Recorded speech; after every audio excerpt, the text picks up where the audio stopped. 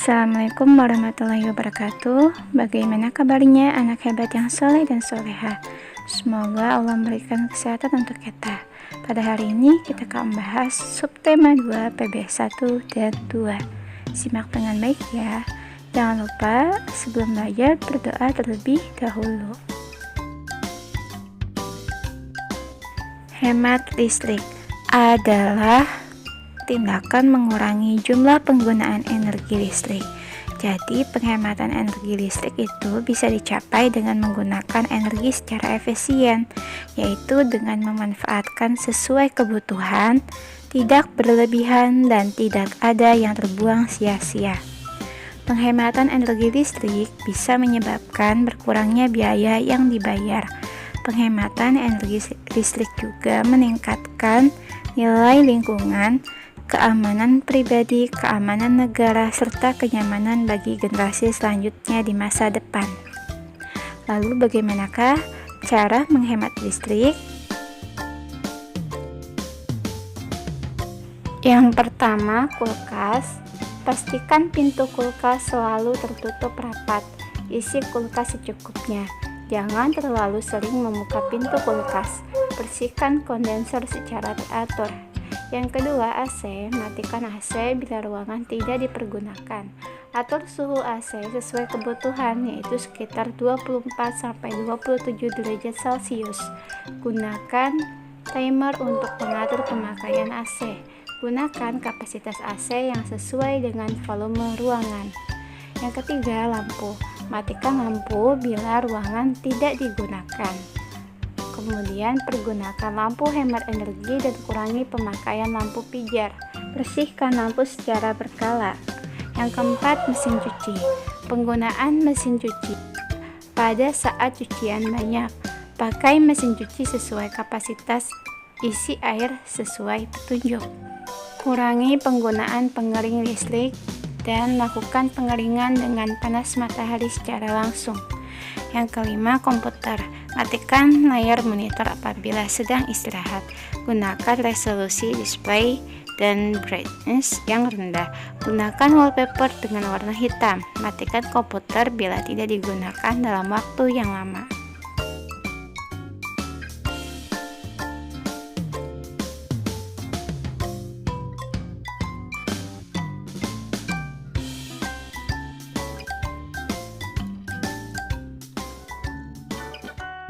Saat ini, kebutuhan manusia terhadap listrik semakin meningkat. Setiap orang berhak menggunakan listrik. Oleh karena itu, setiap orang juga memiliki kewajiban dalam memanfaatkan listrik secara bijak. Beberapa cara yang dapat kita lakukan antara lain membatasi waktu menonton televisi, mematikan kipas angin atau pendingin ruangan ketika udara sedang sejuk, mencabut kabel dari stop kontak apabila sudah tidak digunakan.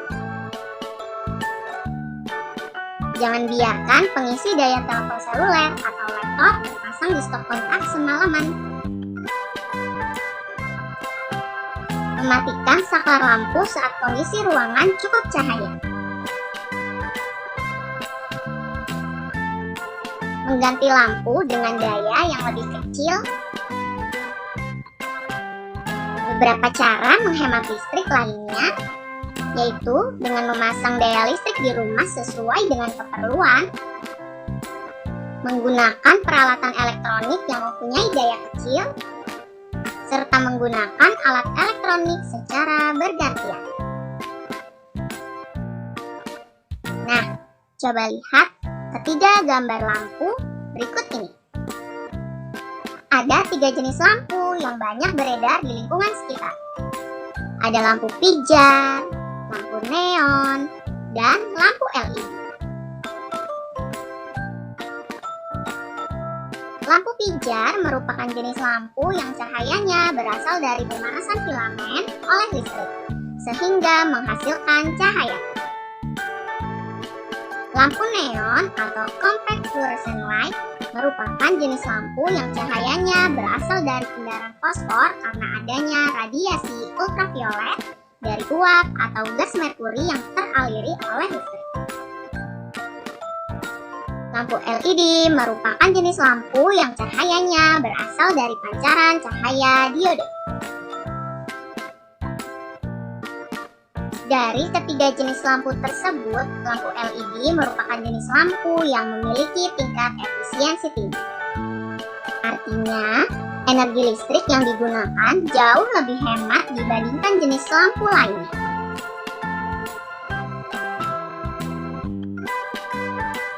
Dari semua itu, kita harus memiliki sikap bertanggung jawab dalam memanfaatkan listrik. Karena dengan menghemat energi, itu sama saja menghemat biaya. Jadi, pengeluaran orang tua kalian setiap bulannya untuk membayar listrik dapat lebih hemat. Jangan lupa jauhkan adik-adik kecil kita dari peralatan yang mengandung listrik. Dan jangan menyentuh alat-alat listrik dengan tangan yang basah. Kerjasama ASEAN di bidang politik dan keamanan. Pada awal berdirinya, ASEAN tidak menyelenggarakan kerjasama dalam bidang politik. Namun, dalam perkembangannya, kerjasama dalam bidang politik dirasa penting. Hal ini disebabkan keadaan politik di kawasan Asia Tenggara akan berpengaruh terhadap stabilitas keamanan di kawasan Asia Tenggara. Berikut ini beberapa bentuk kerjasama dalam bidang politik antar negara ASEAN.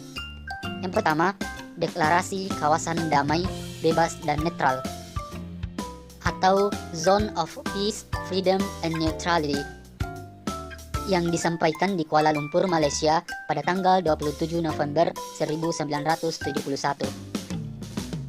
Zone of Peace, Freedom, and Neutrality atau SOPFAN dimaksudkan untuk mencegah adanya campur tangan pihak luar. Dengan demikian, negara-negara ASEAN dalam melakukan pembangunannya masing-masing dalam suasana damai. SOPFAN tidak mengesampingkan peranan negara besar di kawasan, tetapi memungkinkan keterlibatan negara-negara tersebut secara konstruktif dalam penanganan masalah-masalah keamanan kawasan. Yang kedua adalah Traktat Persahabatan dan Kerjasama atau Treaty of Amity and Cooperation atau TAC yang ditandatangani pada tahun 1979 oleh 5 kepala negara pendiri ASEAN. TAC merupakan sebuah traktat yang bertujuan untuk menciptakan stabilitas politik dan keamanan di kawasan Asia Tenggara. TAC diamandemenkan pada tahun 1987 untuk membuka aksesi negara-negara di kawasan lain. Sampai tahun 2014, terdapat 32 negara, termasuk 10 negara ASEAN yang telah mengaksesi TAC. Yang ketiga adalah Zona Bebas Senjata Nuklir Asia Tenggara atau Southeast Asia Nuclear Weapon Free Zone. Merupakan sebuah traktat yang bertujuan untuk mewujudkan kawasan Asia Tenggara yang bebas dari nuklir. Traktat ini ditandatangani pada KTT ASEAN di Bangkok, 15 Desember 1995. Penandatanganan traktat tersebut juga merupakan kontribusi terhadap upaya menuju perlucutan senjata nuklir secara menyeluruh dan mendorong perdamaian serta keamanan nasional dan internasional. Selain ketiga instrumen politik di atas, terdapat pula forum kerjasama dalam bidang politik dan keamanan yang disebut ASEAN Regional Forum atau ARF. Beberapa bentuk kerjasama politik dan keamanan di ASEAN antara lain sebagai berikut. Yang pertama, Traktat Bantuan Hukum Timbal Balik di bidang pidana. Yang kedua, Konvensi ASEAN tentang Pemberantasan Terorisme. Yang ketiga, pertemuan para menteri pertahanan yang bertujuan untuk mempromosikan perdamaian dan stabilitas kawasan melalui dialog serta kerjasama dalam bidang pertahanan dan keamanan. Yang keempat, penyelesaian sengketa Laut Cina Selatan. Yang kelima, kerjasama pemberantasan kejahatan lintas negara yang mencakup pemberantasan terorisme, perdagangan obat terlarang, pencucian uang, penyelundupan dan perdagangan senjata ringan dan manusia, bajak laut, kejahatan internet, dan kejahatan ekonomi internasional. Yang keenam adalah kerjasama di bidang hukum, imigrasi dan kekonsuleran, serta kelembagaan antar parlemen. Selanjutnya yaitu poster. Mungkin kalian sudah tidak asing lagi tentang poster. Apa itu poster? Poster adalah pengumuman atau iklan yang berbentuk gambar dan tulisan yang ditempel di dinding atau tempat-tempat umum yang mudah dilihat orang banyak. Kira-kira apa tujuan dari pembuatan poster? Poster itu dibuat tujuannya untuk mengajak dan menarik perhatian orang agar berpartisipasi dan memenuhi himbauan yang disampaikan dalam poster. Biasanya poster itu dibuat dengan berukuran sekitar 50 x 60 cm, panjangnya 50 cm, dan lebarnya 60 cm. Nah, kemudian jenis-jenis poster itu terbagi menjadi dua, ada yang berdasarkan isinya dan ada juga yang berdasarkan tujuannya. Sekarang coba diamati. Jenis poster berdasarkan isinya itu terbagi menjadi 4. Yang berdasarkan isinya terbagi menjadi 4. Ada poster niaga, kemudian poster kegiatan, poster pendidikan, dan poster layanan masyarakat. Nah, poster niaga ini itu merupakan poster yang berisi tentang penjualan suatu barang atau mempromosikan suatu produk, baik itu produk alat rumah tangga atau produk tentang kesehatan, obat-obatan, atau produk tentang makanan. Poster kegiatan itu poster yang berisi informasi tentang suatu kegiatan, baik informasi yang berupa meliputi waktu ataupun meliputi terkait tema acara. Kemudian ada poster pendidikan. Poster ini berisi informasi mendidik bagi masyarakat. Contohnya seperti pemerintah mengajak masyarakat untuk mengurangi sampah plastik. Maka dibuatlah poster sehingga pemerintah membuat poster itu supaya masyarakat bisa memahami terkait bahaya sampah plastik. Kemudian ada juga jenis poster layanan masyarakat. Poster layanan masyarakat ini menginformasikan tentang sosialisasi program layanan masyarakat yang digagas oleh pemerintah. Contohnya, poster layanan kesehatan penggunaan BPJS atau poster persuasif yang mengajak ibu-ibu untuk membawa anaknya yang masih balita untuk datang ke posyandu. Amatilah gambar poster berikut ini. Gambar yang pertama itu merupakan contoh poster niaga karena berisi penjualan suatu produk.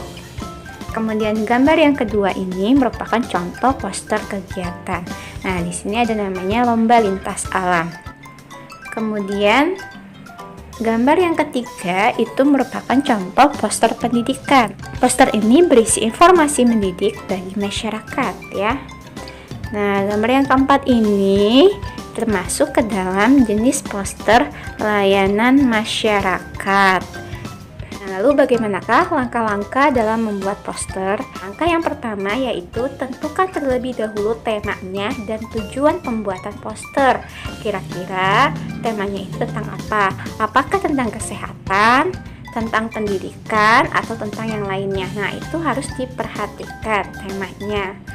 Kemudian tujuan pembuatannya itu untuk apa poster itu dibuat, itu juga harus ditentukan. Nah, setelah menentukan tema dan tujuan pembuatan poster, langkah berikutnya yaitu gunakan kalimat singkat dan mampu memberikan sugesti kepada orang banyak. Jadi poster itu dibuat dengan menggunakan kalimat yang singkat. Meskipun singkat tetapi harus jelas. Jadi kalimat yang digunakan dalam pembuatan poster itu tidak bertele-tele.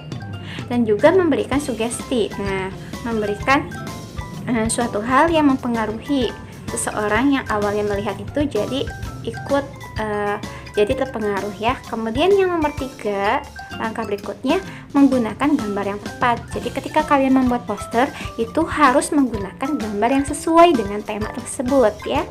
Kemudian langkah yang keempat yaitu menggunakan media yang tepat dan sesuai. Jadi gunakan media yang sesuai, disesuaikan dengan tekniknya. Ada yang menggunakan dengan teknik manual menggambar posternya, ada juga yang menggunakan dengan teknik digital. Dalam poster hanya boleh terdapat satu tema. Berikut ini syarat poster yang baik, diantaranya yaitu Tulisan yang ada di dalam poster harus jelas dan mudah terbaca oleh pembaca. Yang kedua, bahasa yang digunakan di dalam poster harus mudah dipahami dan mudah diingat oleh pembaca. Syarat yang ketiga, susunan kalimat yang digunakan dalam poster itu harus singkat, padat, jelas, tanpa mengurangi isi poster yang mau disampaikan. Syarat yang keempat, poster itu dilengkapi dengan gambar, misalkan seperti foto atau ilustrasi yang menarik. Syarat yang kelima, pemilihan warna tulisan dengan warna dasar poster harus tepat. Pemilihan itu dikombinasi warna yang tidak sesuai akan menyebabkan tulisan sulit untuk dibaca. Syarat yang ketujuh, ukuran poster disesuaikan dengan tempat pemasangan poster yang ada di tempat umum. Nah, sobat belajar, jenis pekerjaan itu dibagi menjadi dua, yaitu pekerjaan yang menghasilkan barang dan pekerjaan yang menghasilkan jasa. Mari kita bahas satu persatu.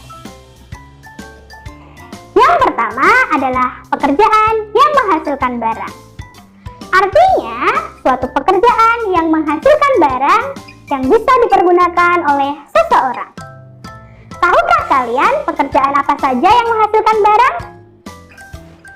Yang pertama adalah peternak. Peternak dapat dikatakan pekerjaan yang menghasilkan barang karena dapat menghasilkan daging, susu, telur, dan sebagainya. Contoh yang kedua adalah petani. Petani dapat menghasilkan barang seperti padi, sayur-sayuran, buah-buahan, dan sebagainya. Contoh yang ketiga adalah tukang kayu. Tukang kayu dapat menghasilkan barang seperti lemari, meja, kursi, dan sebagainya. Jenis pekerjaan yang kedua adalah pekerjaan yang menghasilkan jasa. Artinya, suatu pekerjaan yang dilakukan seseorang dan yang dihasilkan berupa jasa atau pelayanan. Nah, sobat belajar, tahukah kalian contoh pekerjaan yang menghasilkan jasa? Contohnya adalah guru. Guru bertugas mendidik siswa. Selanjutnya, dokter.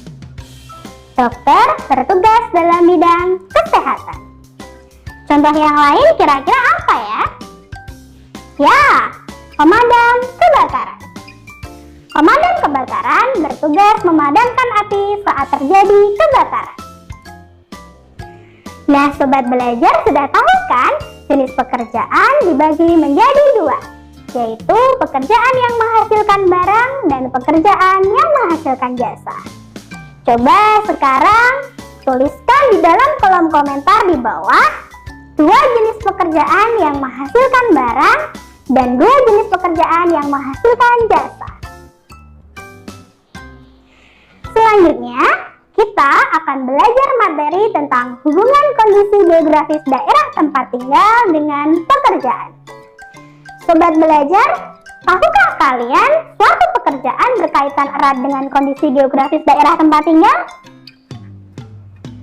Apakah seorang nelayan bekerja di dataran tinggi? Apakah pengelola perkebunan teh melakukan pekerjaannya di daerah dataran rendah? Tentu tidak ya sobat belajar. Mereka bekerja sesuai dengan kondisi geografis daerah tempat tinggalnya. Itu artinya, kondisi geografis daerah tempat tinggal erat kaitannya dengan suatu jenis pekerjaan. Nah, berikut adalah pembagian daerah tempat tinggal. Dibagi menjadi 3 daerah sesuai kondisi geografisnya. Ada dataran tinggi, dataran rendah, dan pantai. Mari kita bahas satu persatu. Yang pertama adalah daerah dataran tinggi. Seperti yang kita ketahui, dataran tinggi merupakan bentuk muka bumi yang memiliki ketinggian antara 700 hingga 800 meter di atas permukaan laut dan beriklim sejuk. Nah, pekerjaan yang yang biasanya terdapat di wilayah dataran tinggi yaitu berkaitan dengan pengelolaan perkebunan seperti teh, kopi, dan tembakau. Selanjutnya, pekerjaan yang berhubungan dengan pertanian seperti petani sayur-sayuran dan buah-buahan. Contoh berikutnya adalah pengelola objek wisata. Biasanya di daerah dataran tinggi memiliki pemandangan yang bagus, sehingga dikelola sebagai objek wisata. Yang kedua adalah daerah dataran rendah. Sobat belajar, dataran rendah adalah bentuk permukaan bumi yang relatif datar dan terletak di daerah yang rendah, dengan ketinggian 0 hingga 200 meter di atas permukaan laut serta beriklim panas.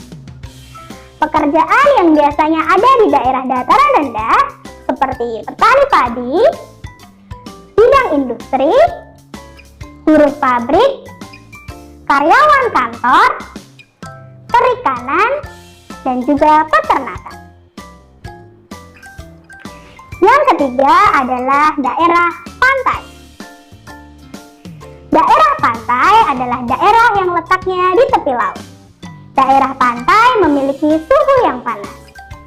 Sobat belajar, kira-kira pekerjaan apa saja ya yang dilakukan di daerah pantai? Coba mulailah tebak. Pasti kalian akan menyebutkan nelayan, bukan?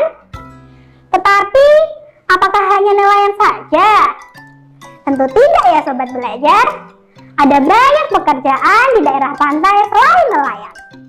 Di antaranya seperti petani garam, pengelola objek wisata, pedagang, dan pembudidayaan seperti budidaya ikan, mutiara, dan rumput laut. Demikian pembelajaran hari ini, semoga bermanfaat. Wassalamualaikum warahmatullahi wabarakatuh.